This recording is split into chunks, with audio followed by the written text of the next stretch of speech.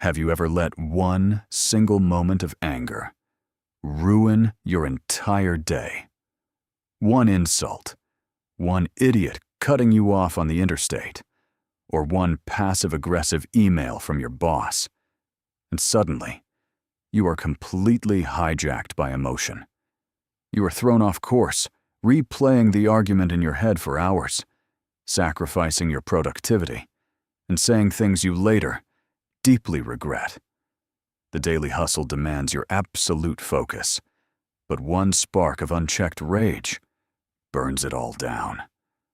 Why does it feel like we have no control when emotions flare? And more importantly, how do we take that control back? The Stoics believed that your mind, not other people, not traffic, not circumstances, is your true battlefield.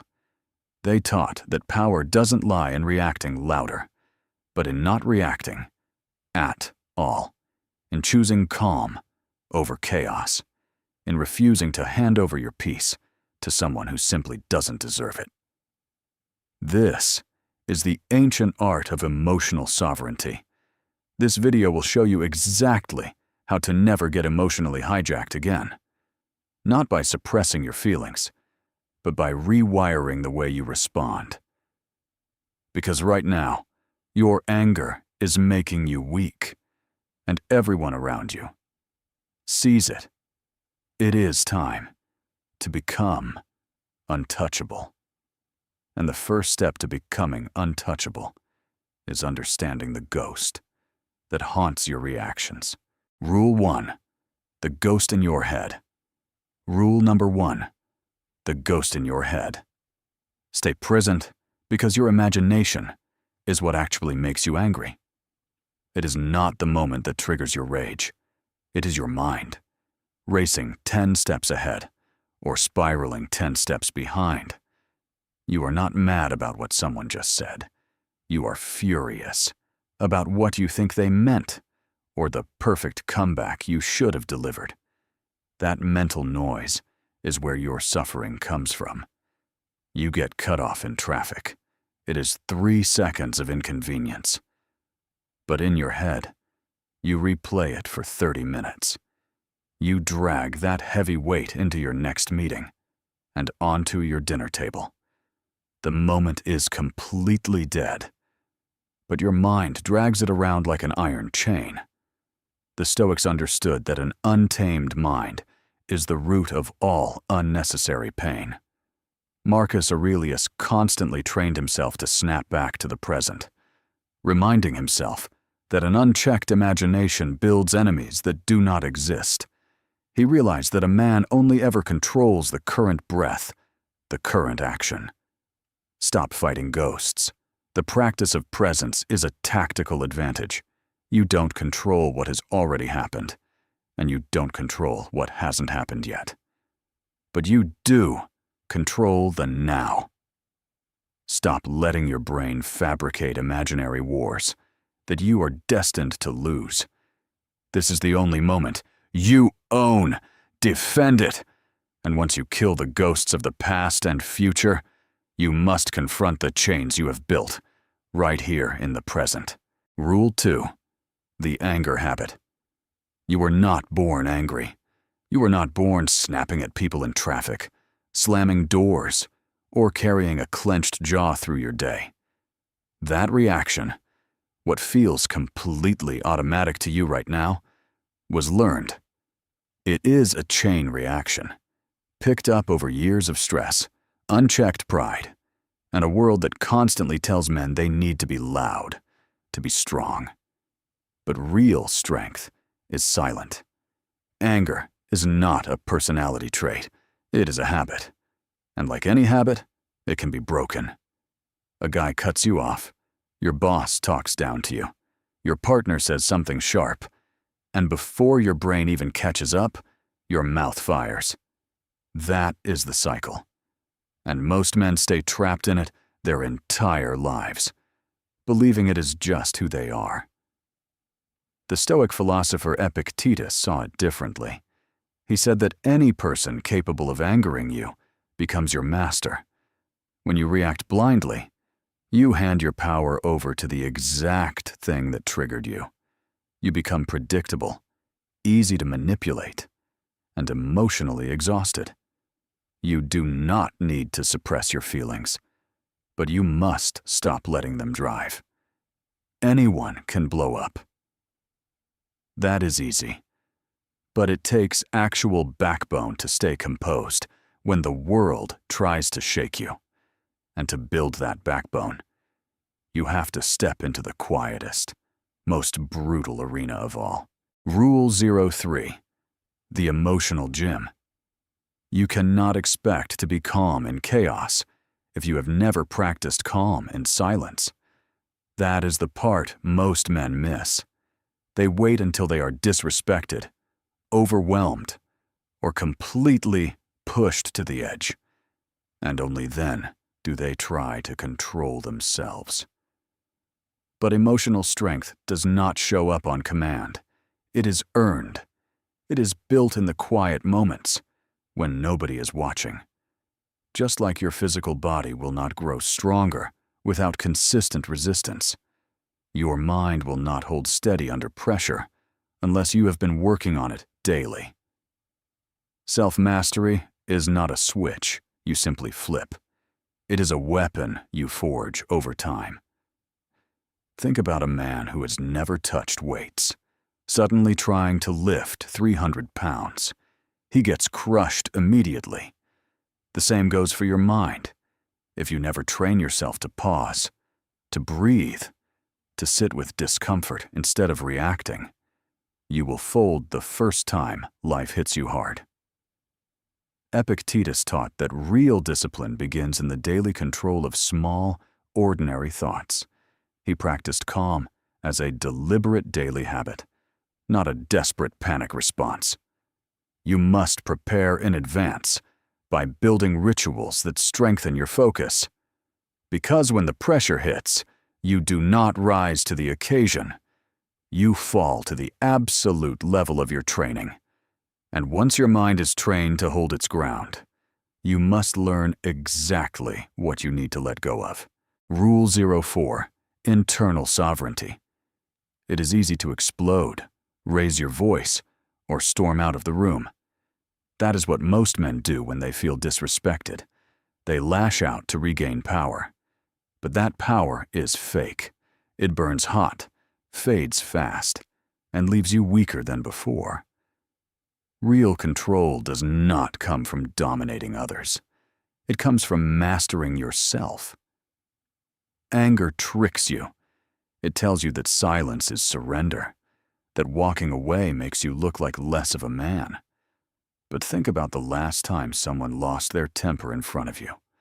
Did you respect them more, or did they lose power in your eyes?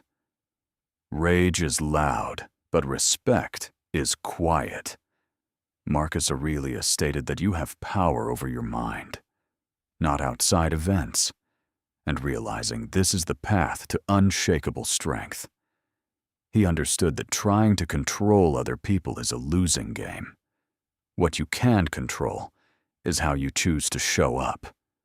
When you stay calm in the face of provocation, you become untouchable, and that unnerves people far more than shouting ever could.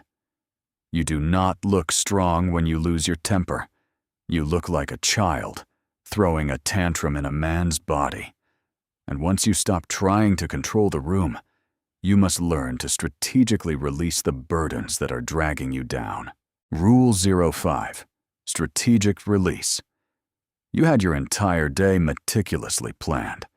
You wake up early, hit the gym, and feel on top of everything. Then, reality hits. Traffic comes to a dead stop. Someone cancels a crucial meeting. A stranger backs into your car in the parking lot and just shrugs. Your perfectly structured plan is completely wrecked. You feel that familiar tightness in your chest, but that anger is not from the events themselves. It is from your stubborn resistance to them. You are not angry because things changed. You are angry because you arrogantly assumed they wouldn't. The world simply does not care about your schedule. Life does not ask for your permission before it forcefully changes course. The longer you cling to how you wanted things to go, the more you suffer. That is toxic attachment. The Stoics understood this perfectly.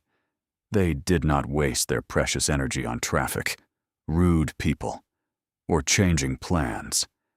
They saved that energy strictly for the only thing they could actually shape: their mindset and their response. Letting go is not giving up. It is absolute precision. It is the daily discipline of recognizing what is slipping through your fingers, no matter how tightly you grip. You must tell the difference between what is in your hands and what never was. Raging at a dented bumper does not fix the metal. It only shatters your dignity and ruins your day. And once you clearly learn to drop what you cannot control, you must ruthlessly face the heavy resentments you are still holding on to. Rule 6. The weight of ghosts. Resentment does not just poison your mind. It physically wears your body down. You have seen it. The man who looks deeply tired even when he has slept, who walks heavy even when he carries absolutely nothing, who flinches at kindness because he is so used to betrayal.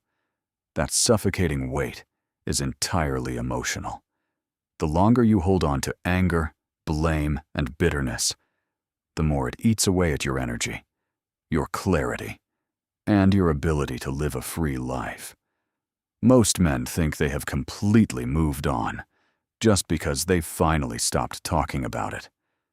But silence is not healing.